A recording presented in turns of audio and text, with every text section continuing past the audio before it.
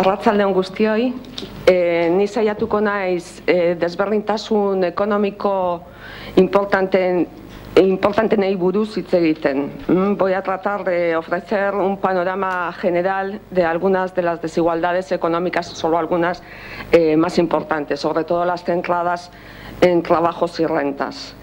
Es complicado porque bueno, el mundo es muy diverso y las mujeres también son muy diversas y por tanto detrás de algunos datos que podamos dar siempre va a haber, se van a esconder grandes desigualdades por razón de clase, edad, etnia, etcétera, etcétera.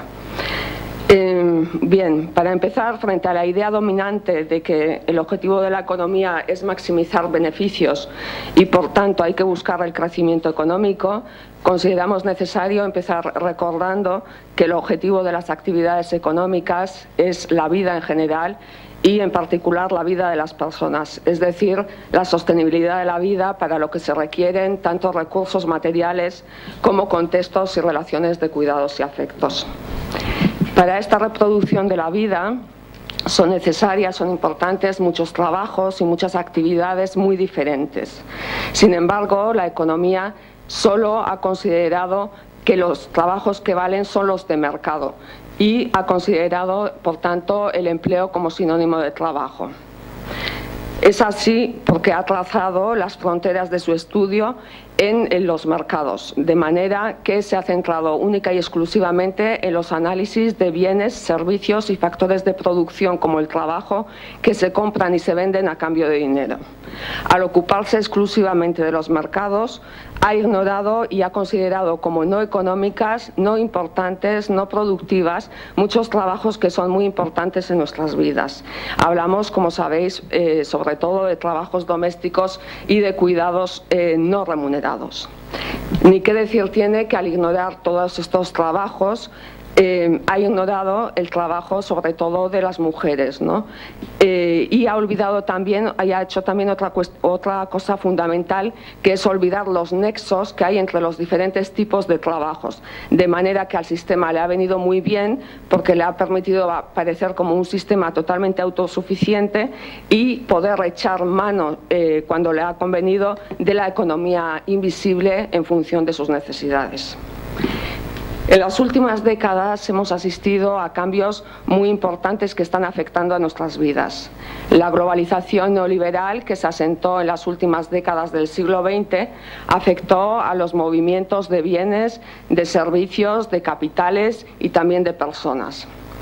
La liberalización del comercio y del capital ha sido fundamental, ha sido clarísimo, mientras que los movimientos de personas han tenido muchas más trabas. Muy ligado a estos movimientos migratorios internacionales se han ido conformando lo que se denominan las cadenas globales de cuidados, cadenas que pueden entenderse como la plasmación de la globalización en el ámbito de los cuidados. Estas cadenas han sido generadas por el recurso a contratación de mujeres inmigrantes, fundamentalmente del sur, para el cuidado de personas y realización de trabajos domésticos en hogares fundamentalmente del norte. Entonces, los eslabones que ligan estas cadenas suelen ser principalmente mujeres del sur que vienen a cuidar al norte. Que a su vez dejan necesidades de cuidados bien en manos de sus familias o en manos de otras mujeres que también se suelen desplazar. En la formación de estas cadenas globales de cuidados han incidido por lo menos dos crisis. Por una parte, una crisis de reproducción social en los países empobrecidos que ha obligado a muchas mujeres y hombres a emigrar en busca de ingresos materiales, y por otra parte lo que se denomina la crisis de cuidados en los países del norte. La crisis de cuidados está directamente relacionada con la quiebra, no solo con eso, pero con la quiebra del modelo familiar tradicional, es decir, del modelo, de la quiebra del modelo en el que las mujeres estaban constantemente, estaban totalmente disponibles para cubrir las necesidades de los hogares, ¿no? Como los trabajos domésticos y de cuidados nunca han sido visibles y nunca han sido importantes, cuando estos trabajos han pasado al mercado, han pasado a ser remunerados, que también los ha habido siempre, remunerados, pues siempre se han convertido en empleos de segunda, en empleos especialmente precarios, con malas condiciones, salarios bajos, etcétera. Siempre han sido estos trabajos domésticos y de cuidados remunerados, siempre han sido una cosa de mujeres y de mujeres pobres. Es muy frecuente que estas personas empleadas en los trabajos, en los hogares, sufran también además vulneración y prácticas de explotación y abusos recurrentes, ¿no? Y bueno, de hecho la OIT, la Organización Internacional del Trabajo, considera que las trabajadoras migrantes del servicio doméstico son de los colectivos más vulnerables del mundo. Y hoy hay en el mundo 52,6 millones de trabajadores y trabajadoras domésticas y el 83% son mujeres. La propia OIT considera al Estado español como un Estado en el que ha aumentado espectacularmente el número de estas trabajadoras de hogar. Había en el año 95 había 355.000 personas y en el año 2013, a día de hoy, hay 678.000 personas, de las que más del 90% son mujeres. Una protagonista estrella de toda la globalización neoliberal a la que nos hemos referido antes son las empresas transnacionales. En muchos casos, la llegada de las multinacionales a los países periféricos se ha producido también gracias a la feminización de la mano de obra, especialmente en industrias exportadoras intensivas en mano de obra, como puede ser la industria textil, la floricultura o la agroindustria. Las precarias condiciones sociolaborales promovidas por estas grandes empresas han contribuido también a perpetuar las desigualdades económicas entre mujeres y hombres y ha promovido un desarrollo inequitativo en las sociedades donde se han instalado estas grandes corporaciones. Un ejemplo de las condiciones laborales tan precarias la hemos tenido hace muy poco, en el mes de abril, con la tragedia que sucedió en Dhaka, en Bangladesh, donde se hundió un edificio de 8 plantas y murieron más de 1000 personas, la mayoría mujeres y muchas de ellas menores de edad, ¿no? Entonces se estima que, por ejemplo, en Bangladesh, alrededor del 90% de las trabajadoras en el sector textil son mujeres que cobran unos 32 euros al mes por jornadas que se prolongan de 12 a 14 horas, 6 días a la semana. En gran parte consecuencia de esta globalización neoliberal, estamos viviendo en este momento tiempos de enorme complejidad y muy preocupantes, ¿no? Cambios que van a pasar con toda seguridad a la historia, ¿no? La crisis actual está siendo brutal y los cambios que se están produciendo pues, son muy preocupantes. Ya estamos acostumbradas a escuchar que la crisis que estamos viviendo no es solo una crisis económica, es también una crisis ecológica, es una crisis sistémica, una crisis de cuidados, una crisis alimentaria en muchos lugares, pero también es una crisis económica y una crisis del empleo. Hablamos mucho de crisis del empleo, pero se oye menos hablar de otros cambios que se están produciendo y que están pasando mucho más desapercibidos, precisamente porque solo se analizan lo que está pasando en el mercado. Se están produciendo, como ayer comentó en un momento Justa, se están produciendo fuertes trasvases de cargas de trabajo de los mercados, de las empresas y del Estado a los hogares. Por una parte, porque la gente, ante la disminución de la renta, tiende a volver a hacer en casa cosas que antes hacían en el mercado y por tanto se están transfiriendo costes a los hogares, pero también porque se está produciendo, a raíz de esta crisis, se está produciendo otro fenómeno y es un ataque brutal, un ataque sin precedentes al estado del bienestar. En nombre de los llamados mercados, en nombre de los mercados financieros, que al parecer no se cansan nunca de pedir cosas, lo que se está produciendo es recortes y privatizaciones en sectores que son esenciales para la vida y el bienestar de las personas y que constituyen en sectores como educación y sanidad, que forman parte sin duda de lo que denominamos economía del cuidado. Estos recortes no se limitan a ahorrar gasto público, y se producen recortes en empleos muchas veces ocupados por mujeres, sino que además transfieren otra vez cargas de trabajo hacia los hogares.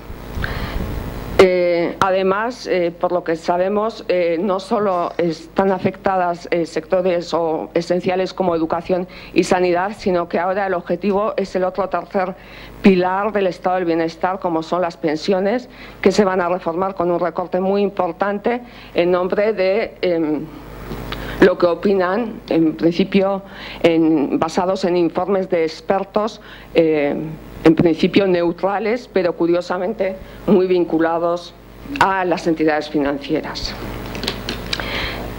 Para dar una idea, voy a dar algunos datos de la situación actual en el mundo y en la realidad más próxima de la comunidad autónoma de Euskadi, y concluiré enseguida. Una idea: en la base de muchas desigualdades laborales está el desigual reparto de los trabajos no pagados, y entonces acaba de salir una encuesta de Eustat que refleja estas desigualdades en el caso de mujeres y hombres que tienen un empleo en el mercado. Son datos de personas con ocupación laboral. Entonces, las mujeres, según esta encuesta, en la comunidad autónoma de Euskadi, las mujeres destinan 4,6 horas diarias al cuidado de hijos e hijas menores de 15 años, mientras que los hombres emplean 2,9 horas. Al contrario de lo que puede parecer, el horario flexible de salida lo disfruta el 37% de mujeres y el 44% de los hombres. 20% de mujeres considera que la maternidad puede crear desigualdades de promoción profesional, mientras que opinan lo mismo, solo el 5,4% de los hombres opina que la paternidad les podrá afectar de manera sensible. A pesar de eso, el 20% de los hombres con ocupación laboral cree que les resultaría altamente negativo pedir permisos de paternidad a lo largo de su trayectoria profesional. Uno de los cambios socioeconómicos más importantes que se han vivido y que se han mencionado en la presentación de este eje es la entrada de mujeres al mercado laboral, de manera que ha aumentado muchísimo la participación laboral de las mujeres. A pesar de ello, a nivel mundial, la brecha en participación laboral es de 26 puntos. Por lo que he leído, a nivel regional, el cambio más acelerado se ha producido en América Latina, donde han entrado desde 1980 más de 80 millones de mujeres al mercado laboral. Lo que pasa que según datos de organismos internacionales, el 50% de las mujeres en el mundo tienen empleos vulnerables. Es decir, que el concepto de empleo que estamos manejando constantemente nosotras, pues vale para algunas realidades, pero no para muchas otras realidades del mundo, donde muchas mujeres trabajan en empleos informales y en empleos muy precarios. Y hemos, de hecho, tenido ocasión de ver este tipo de empleos en el testimonio de María de esta mañana, ¿no? Tampoco tenemos que olvidar que aunque el principal empleo de las mujeres es empleo en el sector servicios, pues la agricultura sigue siendo importante para muchas mujeres, sobre todo del sur de Asia y de África subsahariana, donde más del 60% de las mujeres se ocupan en la agricultura, ¿no? Lo que pasa que relacionado con esto, pues se considera que las mujeres producen un porcentaje muy elevado de los alimentos del mundo, pero no suelen tener voz en las negociaciones referidas a estas cuestiones, ¿no? Y un problema fundamental que afecta de manera especial a las mujeres campesinas es el problema del acceso a la tierra. aunque no hay, los datos son un poco así, pues se considera que es muy bajo el porcentaje de mujeres, de tierras en manos de mujeres. Yo he leído que puede ser de alrededor del 2% de las tierras a nivel mundial, ¿no?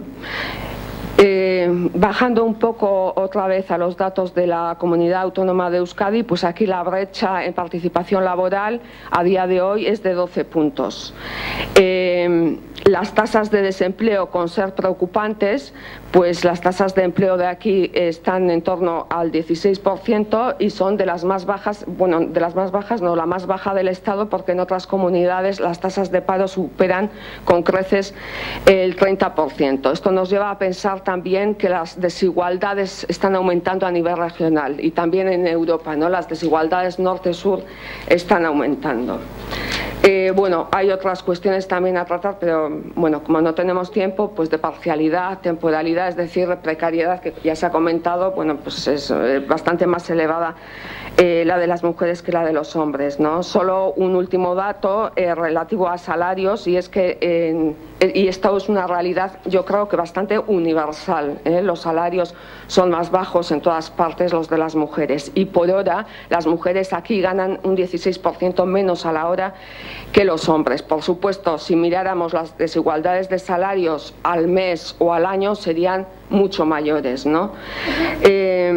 Entonces, según la OIT, por ejemplo, la OIT en un último informe lo que viene a decir es que las desigualdades, las brechas de salarios de mujeres y hombres en tiempos de crisis se han cerrado un poco, ¿no? Sin embargo, la interpretación no es tan sencilla, porque este cierre no se debe en general a una mejora en la situación de los hombres, sino que de las mujeres, sino que lo que se está produciendo es una igualdad a la baja. Entonces, y muy ligado con estas desigualdades salariales y con las desigualdades laborales de participación, etcétera, etcétera, el resultado es que las rentas de las mujeres son muy inferiores a las rentas de los hombres. En el caso de la Comunidad Autónoma de Euskadi, según los últimos datos disponibles, las rentas de trabajo media que cobra una mujer media sería poco más de la mitad que la renta media de un hombre medio, ¿no? Entonces las desigualdades son muy importantes en renta, con lo que eso significa, ¿no?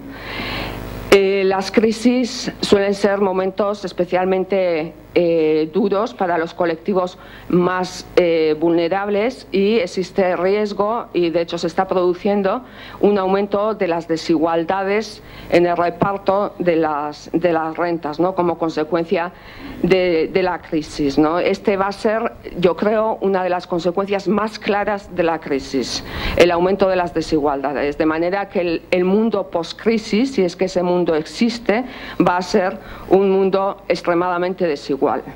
Las desigualdades son también, pues, un obstáculo, uno de los mayores obstáculos para que las personas y los pueblos puedan desarrollar sus potencialidades, ¿no? Entonces es importante promover la cohesión social, la eliminación de jerarquías de clase, de género, etcétera, etcétera, y que estas cuestiones pueden ser indicadores que nos digan que vamos hacia sociedades más justas e igualitarias. Es muy importante romper con la división sexual del trabajo, y esta es una reivindicación clásica de las economistas feministas, ¿no? En un escenario como el de la actual crisis capitalista, tiene más sentido que nunca volver a poner esta cuestión encima de la mesa. Es decir, hay que cambiar esta división de los trabajos, pero también hay que reivindicar el papel del Estado en los trabajos de cuidados. Es decir, el Estado debe garantizar la provisión de servicios esenciales para el bienestar de mujeres y hombres. Lo que pasa es que la estrategia puede ser diferente. Por ejemplo, en este momento, probablemente en Europa, lo más urgente es evitar el desmantelamiento del ya maltrecho estado del bienestar, mientras que en otros lugares las reivindicaciones pueden ser diferentes. Se dice que el siglo XXI va a ser el siglo de los cuidados. cuidado del medio ambiente, cuidado de las personas, etcétera. Y por tanto, los empleos ligados a estos cuidados, los llamados empleos verdes, ligados al medio ambiente, empleos blancos, ligados al cuidado de las personas, cobrarán una importancia cada vez mayor. En nuestra opinión, hay que evitar por todos los medios que algunos han empezado a denominar el siglo de los cuidados, hay que evitar por todos los medios que se convierta en el siglo del negocio privado y especulativo de los cuidados. Hay que avanzar en el cambio del sistema, pensar en un modelo más justo y equitativo y a la vez cambiar aspectos concretos de la realidad, ¿no? Entonces, puede ser importante recuperar principios como reciprocidad, solidaridad, complementariedad, etcétera, y luego también hay que trabajar frente al incesante bombardeo de ideas relacionadas que nos machacan constantemente con una visión convencional de la economía que beneficia y muy mucho a una minoría, pues hay que trabajar por extender otras ideas como que la propuesta capitalista, según la cual la base de la conducta humana es solo el afán de lucro, es una propuesta, además de ser injusta, es una propuesta que está radicalmente equivocada.